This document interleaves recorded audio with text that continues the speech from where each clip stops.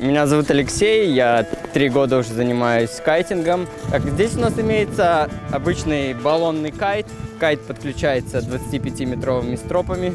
Стропы подключаются в последнюю очередь, чтобы ходящие люди не зацепили их. Тут главное всегда, чтобы стропы были проверены. Зимой, если есть навык катания на сноуборде или лыжах, можно обучиться за несколько дней.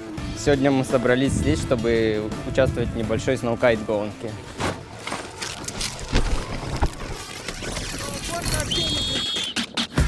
Старт открыт! Старт открыт!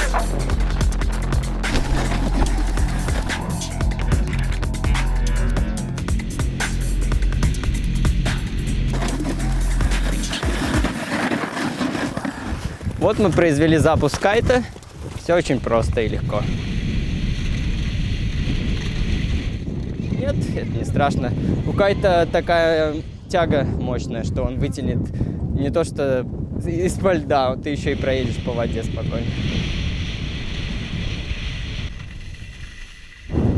Расскажи, сколько тебе лет, твой вес, и что ты выиграл первое место в мире.